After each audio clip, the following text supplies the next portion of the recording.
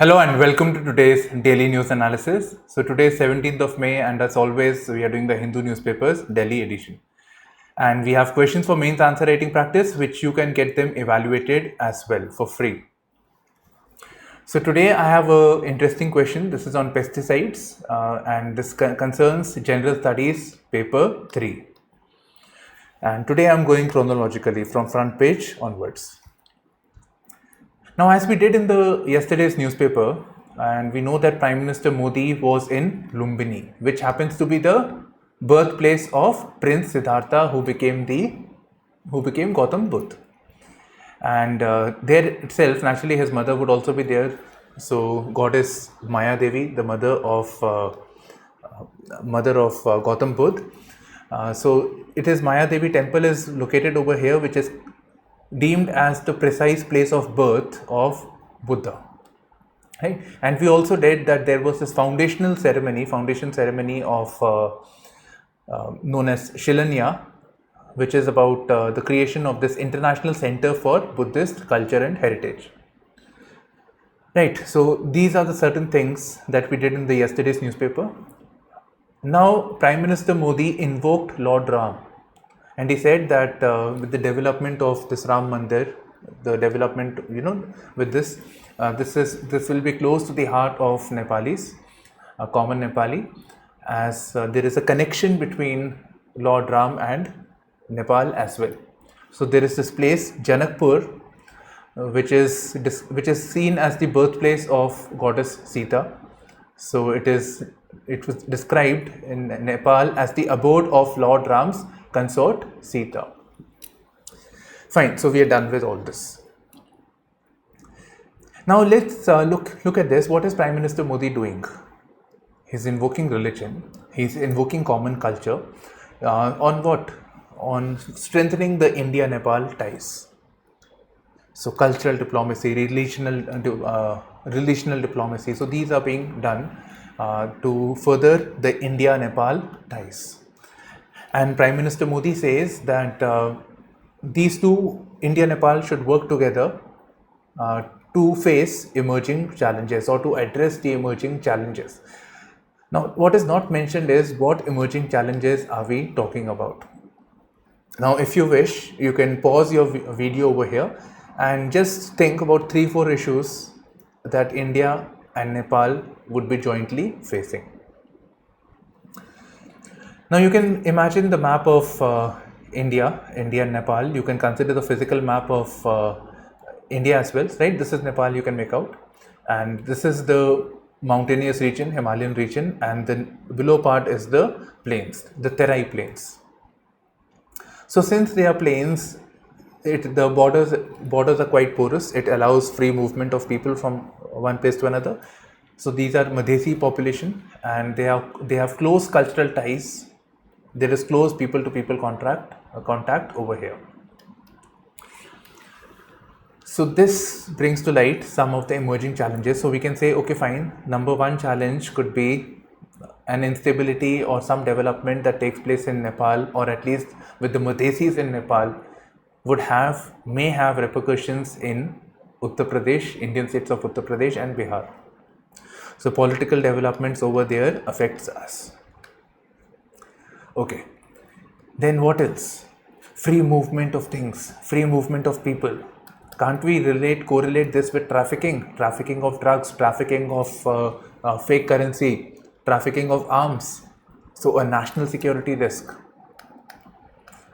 right? So national security risk, terrorism, so all of that. Then as I told you about the Himalayas, and we never really read the news of Nepal, but we do know about what is happening in the Indian side. We know about the glacial burst that is taking place because of this climate change induced. The warming is taking place. The glaciers are melting. It is a concern associated with the glaciers are bursting. So the physical infra, the dams, etc., that are created, they may be washed out. It may be a cause of concern for the population nearby. So this is an emerging challenge. So very simply, we can also say that climate change induced natural disasters, and both countries can work on the same front over here. So natural disasters. and both countries can work together on the same. Then I'll add one more thing, emerging challenge, which is quite hidden actually, but nowadays it is quite evident in our neighborhood. What is happening in Sri Lanka? They have fallen into the debt trap. Right? They have been spending a lot more money than they were receiving, and particularly from China. So they were receiving a lot of money from China. They are not able to pay up, and this diplomacy of China is known as the debt trap diplomacy, giving lot of debt, giving lot of finances in projects which the other country is not able to pay up. So they are in a trap of you. Now you can make them do whatever you want. So we are concerned that the Sri Lanka may be used as a territory. Sri Lanka will give it will give them some what do I say, access to ports, access to land to create naval bases, whatever. Same applies for Pakistan. Same thing is happening. Same applies for China, Nepal as well, because China is again a similar. China has been giving a lot of funding to Nepal, and Nepal does not have adequate resources to pay up. So Nepal can be a victim of China's debt trap diplomacy, which is a cause of concern for us. So these are certain things that both countries can work together, and so these are certain emerging challenges. Now, yesterday we read that Finland has made their bid to join NATO. And why did they do that? Because they felt that Russia is invading Ukraine, it can invade Finland also in the future. So this is Finland, this is Sweden. And since the neighbor is doing, Sweden says we will also do it, don't worry. We are also joining the NATO organization. Okay, so Sweden is also doing it. So the Prime Minister of Sweden, from a capital, Stockholm, so he says that we are reversing 2 centuries of military non-alignment. We have been non-aligned. So India has not been the only country that is following the policy of non-alignment. It is also Sweden. So we have an example over here. Okay, so Sweden is aligning because they are joining NATO, which is an anti-Russia front. So they are joining. They are aligning basically with NATO, which is an anti-Russia front. And she said that there is a desire to act in lockstep on NATO membership. So what is this lockstep? To be very, very close, to be very, very aligned, to be locked together. So lockstep on NATO membership. Now naturally when this is happening, remember what the Russians said with reference to Finland? That our missiles can strike you within seconds. Be watchful. We can nuke the NATO neighborhood. Don't do this. You do and see what happens. So with reference to Sweden also the same thing can happen. And in fact with reference to Finland, the missile thing was obviously, I hope it was a political rhetoric. But yes, they can supply the access to energy supply, the pipelines that provide energy. So that will be a cause of concern, right? So energy security, economic security is also a cause of concern. So the same applies for Sweden as well. But here we have a statement from President Putin who says that it is not really a direct threat for us because it is not in our immediate vicinity. There is a gap, you see, there is Finland in between. So Sweden is in between over here. So it's not really a direct this thing, but yes, we do not like this. And certainly it will provoke our response. Now this, he said, this is important for your prelims, at the meeting of Collective Security Treaty Organization, which is a Moscow-led military alliance. Now which all countries are part of the CSTO, which you can see over here, so this is color coded. Now I'll give you a trick over here. Which of the following countries are not part of CSTO? Prepare it this way, you will be able to get this quite easily, right? So you can see, okay, fine, these countries, Uzbekistan, etc., are not part of it. In here, only Armenia is part of it. So that way, if you can cancel out the odd one out, you'll be able to do it. And I hope I don't have to really say this, since this is NATO. So CSTO is like an opposing front, and this primarily includes the former USSR colonies. Now, since we are talking about NATO, naturally, besides NATO, there are also certain other European organizations over here. So we have the European Union, which is concerning the governance aspect. Then we have the Eurozone, those countries which have accepted euro as their legal tender, like we have rupee, Pakistan has their own rupiah, right? So different countries have their currencies, but in Europe they felt that for economic integration they should have a common currency, which is euro. And then there are naturally Eurozone concerns, monetary, and Schengen. Schengen means European states which allow free movement of people from one place to another. So it has abolished the passports and other types of controls at their mutual borders. Naturally, passports are abolished, so you can freely move from one place to another, like we do within our states of a country. Right, now see, you should know, okay, which all countries are EU countries, which of the following are Eurozone countries, which are Schengen countries. Right, so this is important for prelims. Kerala did nothing for endosulfan victims. Now naturally, it starts this question as to what is endosulfan over here. And naturally, it's talking about victims. It is definitely a chemical that has affected people. So endosulfan, it is basically a pesticide. So it is a pesticide that was being used since 1950s against certain pests. Now you should know, okay, fine, aphids is a pest, so like that you should know. So that's why I've added this. So this was being used especially in, it was being sprayed aerially, by the planes or whatever. It was sprayed aerially in the cashew plantations, plantations in Kasargod in Kerala. So this thing is also known as the Kasargod tragedy. Naturally, children or anybody who has come in contact with this has been badly affected by this. There are certain people who are bedridden, there are certain who are mentally challenged, physically disabled, right? So number of things. Naturally, now this was a policy of the state. They should have stopped the use of endosulfan, but this has taken place, and the state must do something for the welfare of those who are affected by this. So Supreme Court had banned the use of endosulfan, a temporary ban in 2011. Then a case in 2017 was being heard, in which it said that, see, you have to provide compensation to those people who are affected by this. But now it's been 2022, so it has been come to light. Somebody filed a contempt action. Contempt actions mean the Supreme Court has given a direction to the government, but the government is not following that. So it is in contempt of the court. So contempt action against the state. So state seemed to have ignored, the Supreme Court said they have ignored the plight of the victims. So therefore they question the delay in compensation.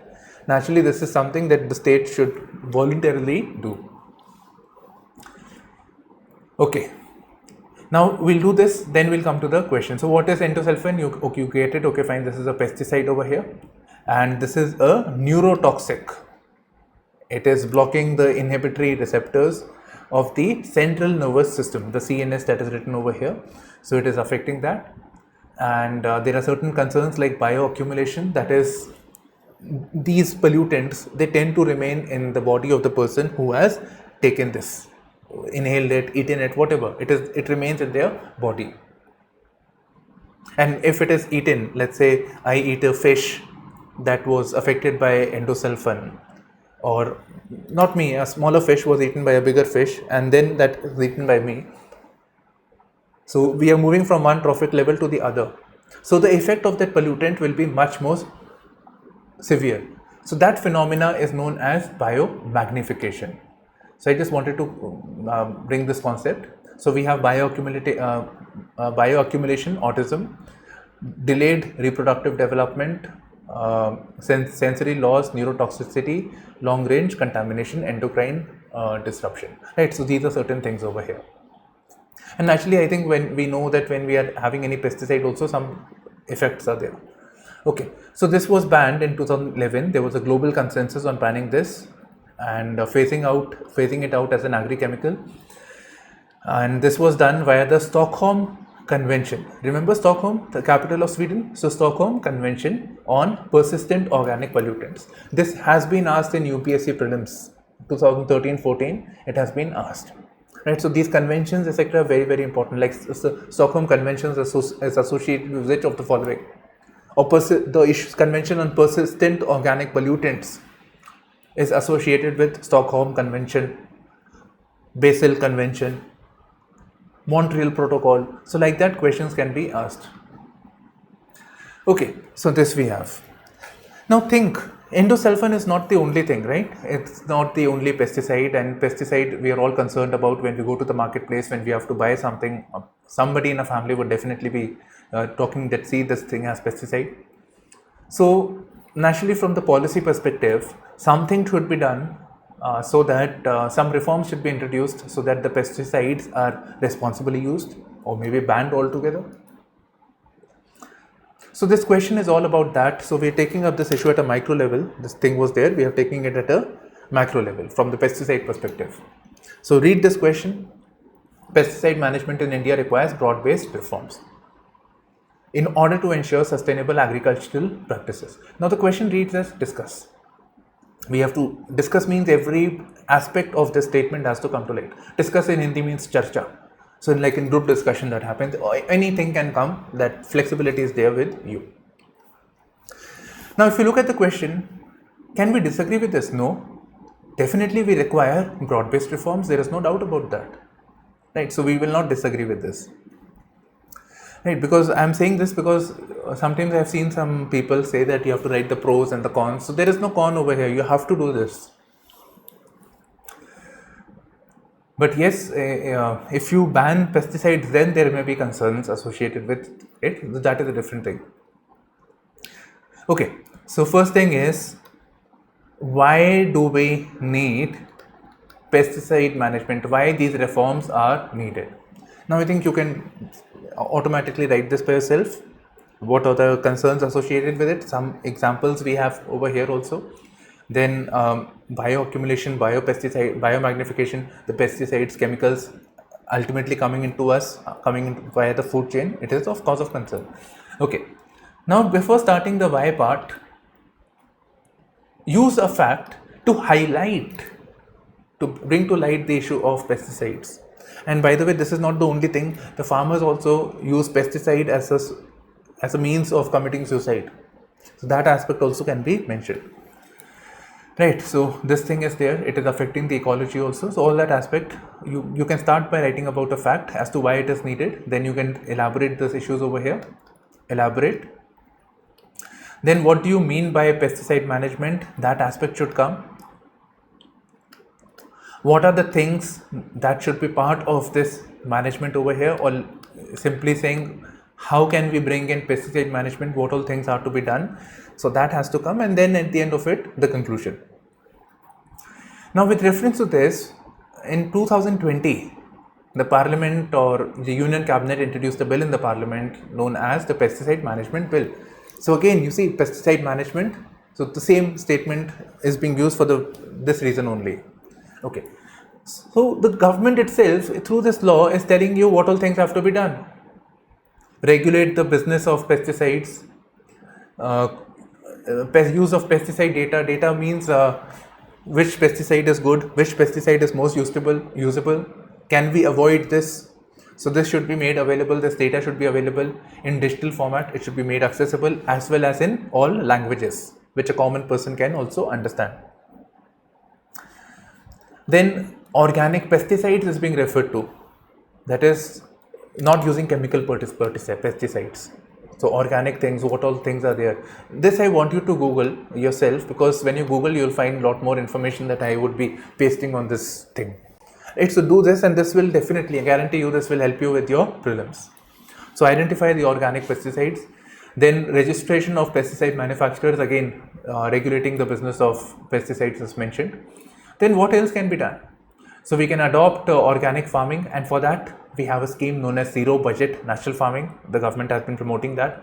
Then there is a scheme known as Paramparagat Krishi Vikas Yojana and Rashtriya Krishi Vikas Yojana. Then we may also consider the adoption of integrated pest management. You read in integrated pest management also, right? It'll take a lot more time. I have not added the content. So that's very easy. If you have a doubt, just mention in the comments, I'll get back to you. Okay, in the yesterday's newspaper, we talked about the sedition. So today it was there in the news. He said something controversial actually, so he's in the jail, right? So sedition over here, and this was with reference to the what do we call that? That Citizenship Amendment Act. So with reference to that, he made a remark, which he said something wrong only, but it is not inciting violence nevertheless. Okay, the Chief Minister Bhagwant Mann starts public interaction program. Now this I want you to do from the governance perspective. I want you to think on those lines. So I have this mock question before you. Okay. So what he's saying is, from the point of view of governance, the Chief Minister is saying that, see, there is a gulf between the government and those who are governed. So I am being the Chief Minister, Bhagwant Mann. I will go meet the people. So lok is like Hindi of log. Punjabi it is lok. So lok milna, meeting. So he will go amongst the people and know about their problems, and he'll directly intervene, like you saw in the Nayak movie, if you can recall, Anil Kapoor.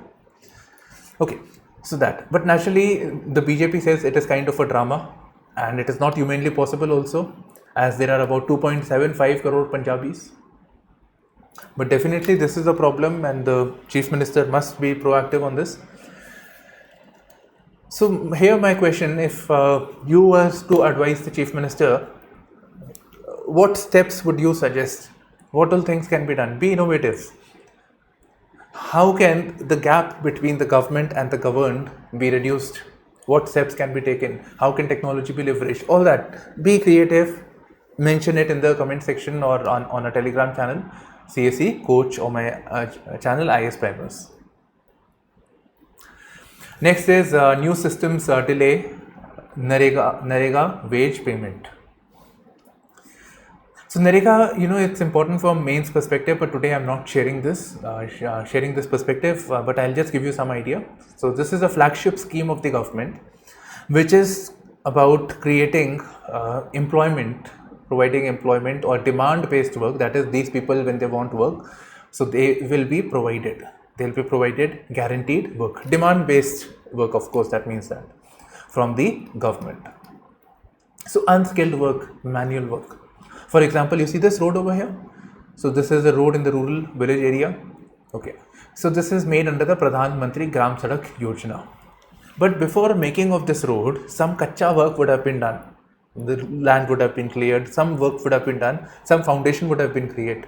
So such labor work is done.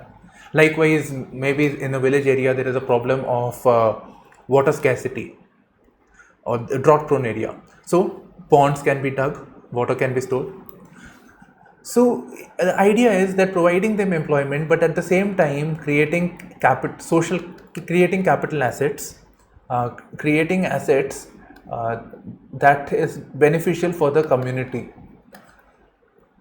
and amounts to sustainable development. They become self-sufficient in the long run. That is the idea of NREGA over here. Now with all this, naturally the government has to pay money. Government needs money, government has to pay money to the people, the beneficiaries of the scheme.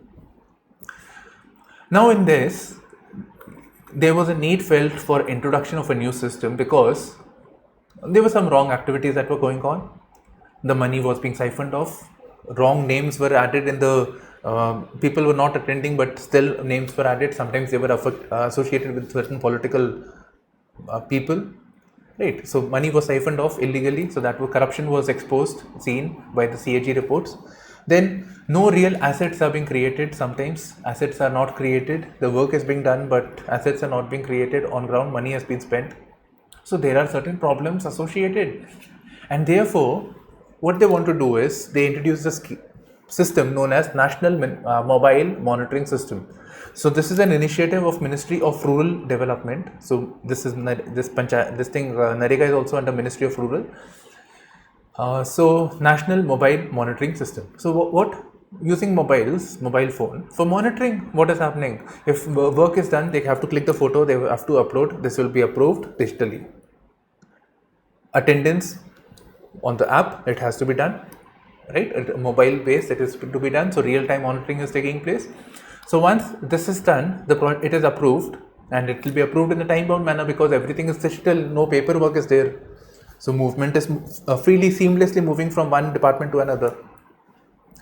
So the idea is that the payment should flow via the public financial management system.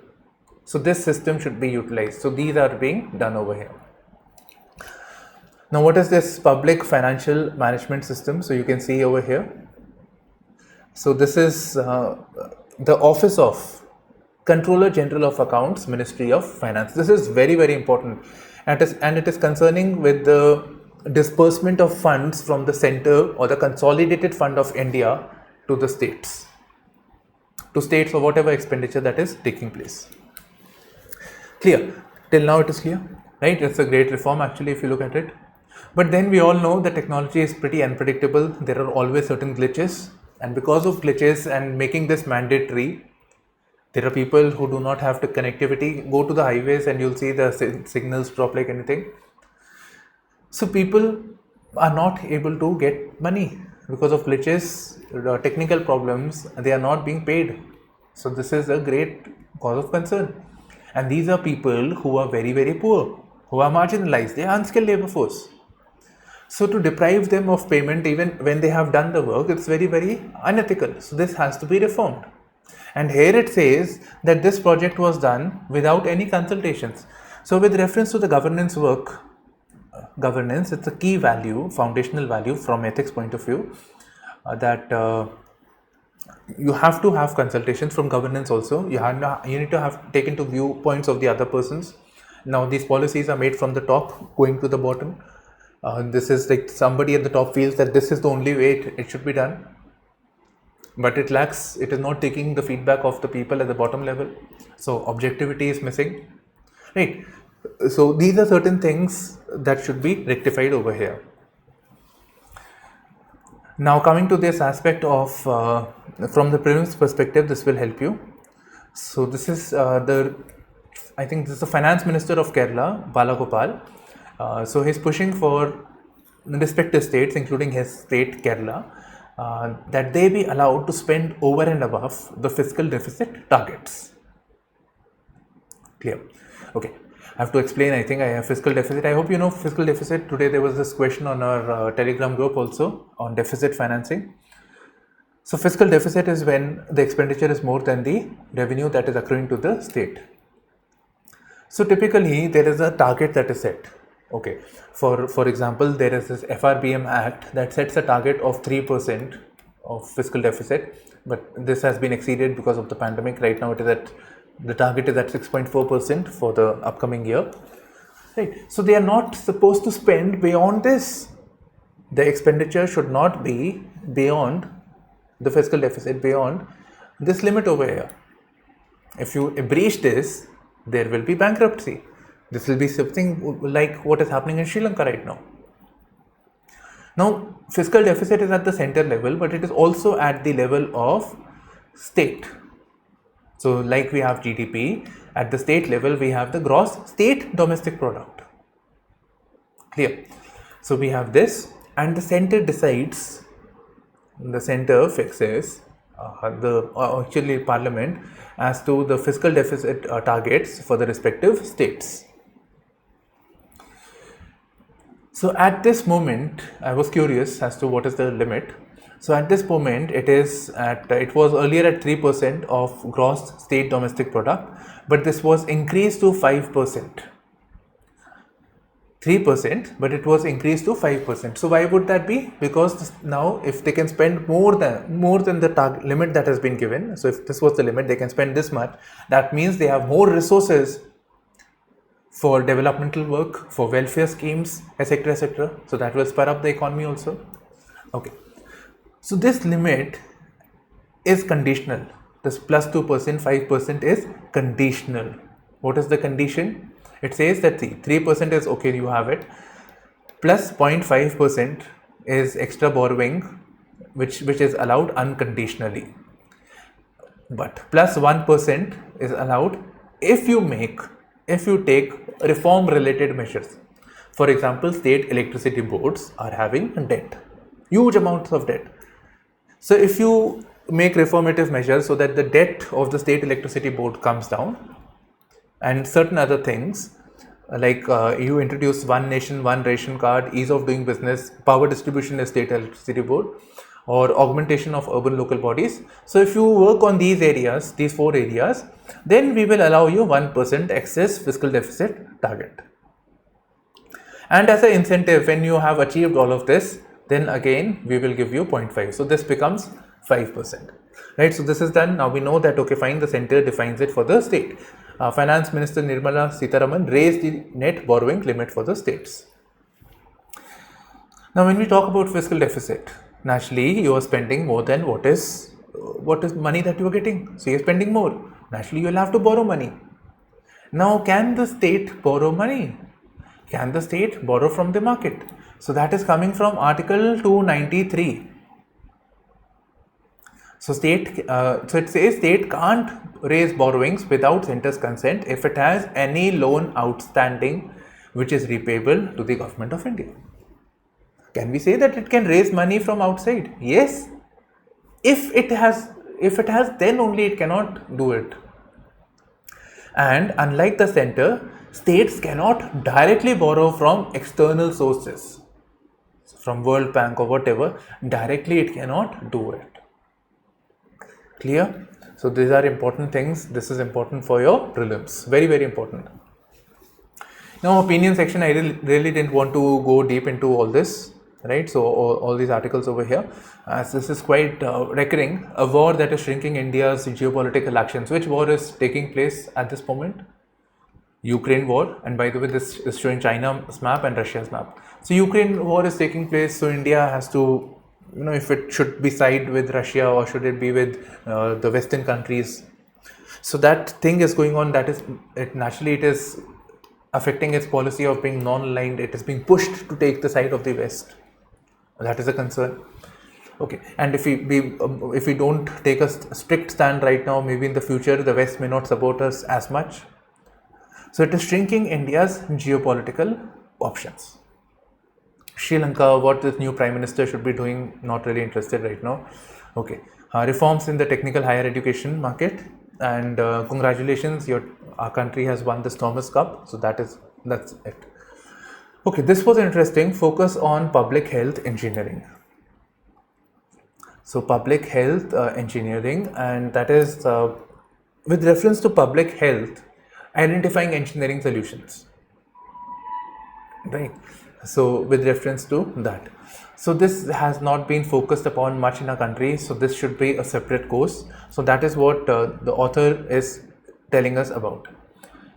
But first of all, this article is very important because it is telling us that in our country we have this shortage of water, right? We have the water shortage, and most of our water is drained. Most of our wastewater is the water that you can see in the Ganga Nala. So it is being drained unused. Now we could always treat it and reuse it, especially for gardening related purposes or for cleaning a car. Psychologically we have that this was the bad water and we don't want to drink that, even though we can do it. And this water or semi-treated water is known as the grey water, right? So this is known as grey water. So in fact, this is again a theme, interesting theme for your exam, that is grey water management, as to how should we manage this grey water. So this can be done. Okay, so making this clean, this bad water as grey water, and making it drinkable also. So that is a thing about the public health engineering. And by and large, if we see, most of the things that we have is more about the civil engineering of this construction of this canals and all those things, but we are not looking in the other dimensions. How about the use of nanotechnology for treating water? Right. So many things can be done, and treating this water would also reduce contamination. Sewage is there, mosquitoes are there, flies are there, so many insects are there. It will cause us disease at the end of the day. So this is a problem. So not just access to water, but also good public health. So these are things that needs to be looked into. So for in Europe, in fact, they are working on this. So wastewater treatment plant is there. So this is, and there is also a course on wastewater engineering. So we also should have such structured programs in the master degree. An eye on achieving sustainable development goals. I am afraid you'll have to read this by yourself, because what this article is doing is, these sustainable development goals, This is an initiative of the United Nations, as you can see. And for the world, it says that the entire world from the period of 2015, please this is important, to 2030, they must achieve certain goals. So there are 17 interlinked goals like no poverty, zero hunger, global health. So these things have to be done. So these are, for the globe, this has to do. So for that, every country must take corresponding steps. Now Niti Aayog felt that, okay fine, but if the states do it, so country will be doing it. So for that, it came up with their own ranking for the respective states. So Niti Aayog's 2021 Sustainable Development Goals India Index. Right. So this is an index created for the states. So likewise, it has done for ease of doing business, power sector reforms, you name it. We have an index right now, and this is an example of competitive federalism. You're ranking one state against the other, competitive federalism. Okay, so this is it. Now, why I'm saying is you have to read it because it's all about this ranks. Which state is the highest rank? Which state is the lowest rank? I feel that such questions, there is a tendency of such questions being asked. So you can have a look at this, you read it by yourself, otherwise I'll be reading it, there's no point of that, so you can do that. SCO, Shanghai Cooperation Organization. Okay, so this meet is going on, so terror meet starts, officials from China, Pakistan, Russia and Delhi. Now it says Shanghai Cooperation Organization, actually this you see in the map, it will be easy, much easier for me. Okay, so Shanghai, China. Okay, so cooperation organization, which includes mostly it is the Central Asian countries, so China having a heft in this, but Russia is also part of this. And post Astana summit, India and Pakistan also joined. So this you have to keep in mind that India is a member of all this. And which of the countries are not part of it, I think you can easily make out over here. And you have to be careful that Central Asian countries should be part of it, but Mongolia is not part of this. Right, Iran naturally it's in West Asia. Then Afghanistan is again, we can call it as the gateway to Central Asia, but Afghanistan is not part of it. Right, so such things you have to be a bit mindful over here. Okay, so this is it. I think yeah. So this we have over here. Now with SEO, there is again a summit. There is another anti-terror organization as part of the SEO, which is known as the Rapid Regional Anti-Terror Structure. It is known as the RATS. So it is basically working with this terror-related, security-related issues like terrorism, extremism, separatism. So dealing with these issues, and the Central Asian countries are quite vulnerable to this. And if there is anything that happens, that is going to affect us as well. Okay, so this is there, and SATS, the RATS, the permanent secretariat is in Uzbek capital Tashkent. So it is the permanent body of the grouping. Now India is having the presidency of this, or India is the chairperson of the current year of the RATS summit over here. Right, so these countries, these people are come over here, and this comes in the backdrop of the Ukraine-Russia war that is going on. So these countries can talk about this issue. Plus with China, we have the issue of the line of actual control, the incidents that took place in the Ladakh region, in the northeast region. So that is also there.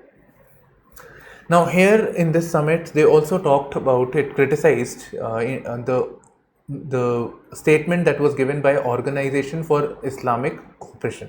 Now again, which all countries are part of it? This is an organization basically concerning the welfare of the Muslims in the world.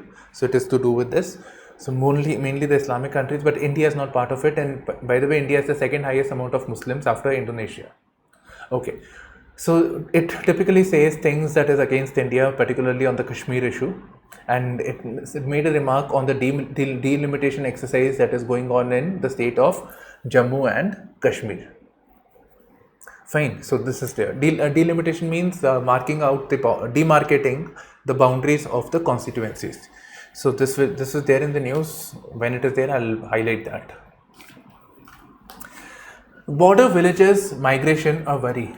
So this is a statement that is coming from the Eastern Army Commander, the Chief of the Army's Eastern Command, that is Lieutenant General Rana Pratap. Why is this a migration a cause of worry?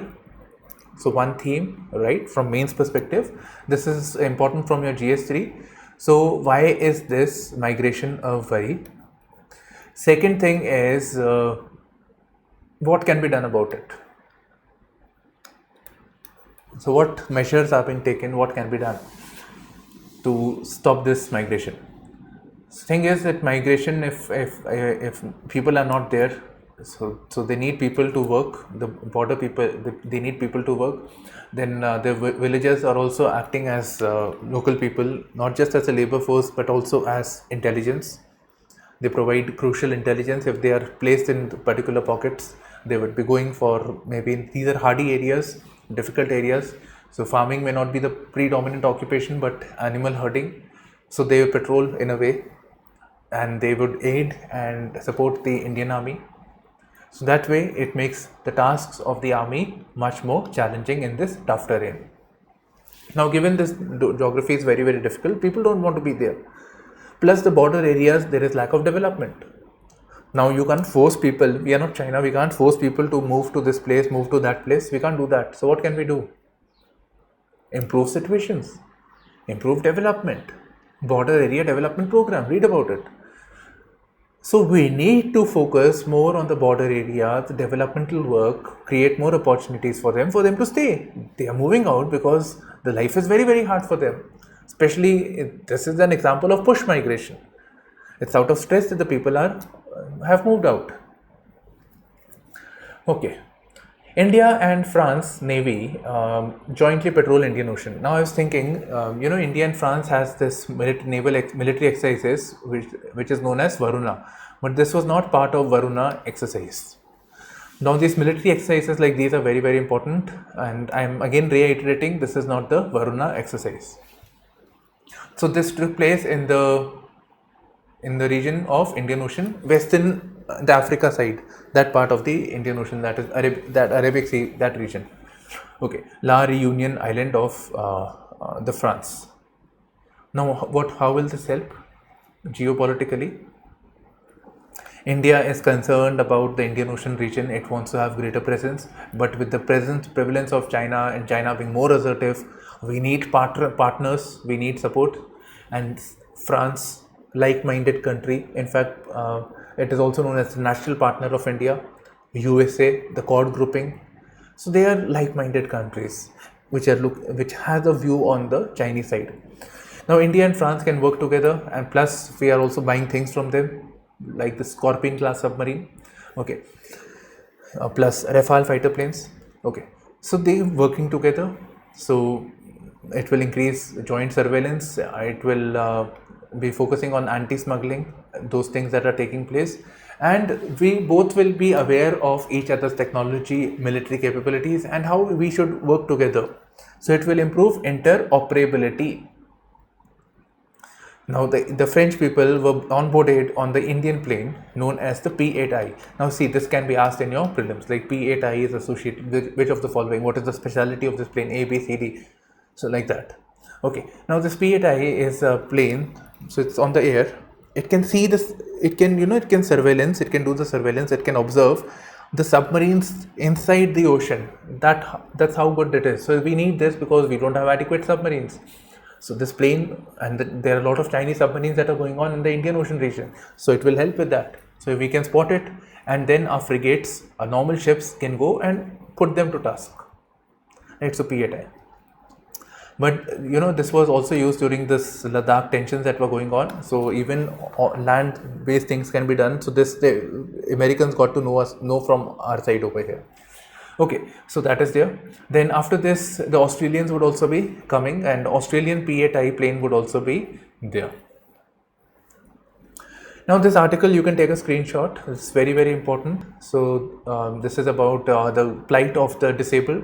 In fact, very recently there was this Indigo incident that had taken place, Indigo plane, which a disabled child was not being allowed to be onboarded on the plane.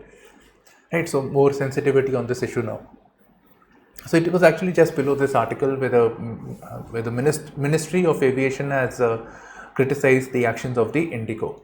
Okay, so now we have a report of WHO, UNICEF, having contributions of the Indian Council of Medical Research. Which report? Now see, this is important. The report on Global Report on Assistive Technologies. How assistive technology can be used. I hope you know this, right? Assistive technology like speech to text, mobile based translation, or something that helps you see better, helps you move around, walk, whatever. So assistive technology. So this is a report on that. So it is talking about this. Now it says there are about 2.5 billion people. What is population of India? 1.3, 1.35, 1.36. So 2.5 billion in the world, right? They need one or more assistive products. And particularly these people are denied, particularly in the low and middle income countries. Right, and if we are able to provide these technologies, naturally it will enable their life, it will make their life much better. They will be able to participate, they will be able to work, whatever. So it will make their life much easier. Now in Indian context, we have the report from Census 2011. The most recent one has not yet come. So Census 2011, which says that disabled population in a country is around 2.21%. So 2.21%, but it is increasing. So between this last census 2011 to 2001 to 11, the number of people who are disabled has increased by 22.4%.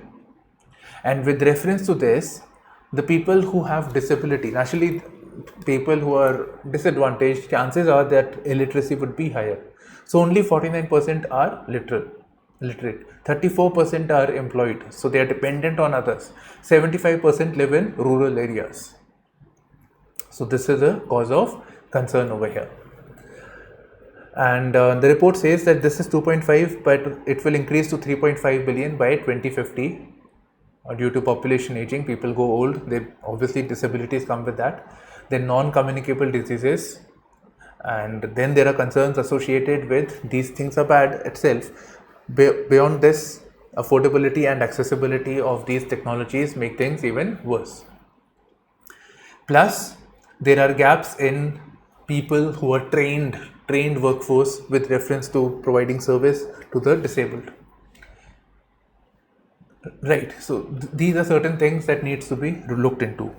Now you can think of it from the perspective of GS1 society, GS1 as to what the concerns associated with the disabled, then from GS2 perspective as to what can the government do to address the concerns of the disabled people, or how can we make India, our country, more accessible. Now for this we have a scheme known as Accessible India and Sugamya Bharat, that is another, which is the Hindi name of this, right? So make it more Sugam, make it more accessible for people. So this is again something we will definitely cover, but today I just have a question on pesticide management. So this concludes the sessions. So thank you for streaming in to our channel IASPrimers, and we also have a Telegram channel that is IASPrimers as well as the CSE coach. So the link is there in the description box. We have a lot of activities in that. So it will be great to have you there. So bye bye, take care and all the best.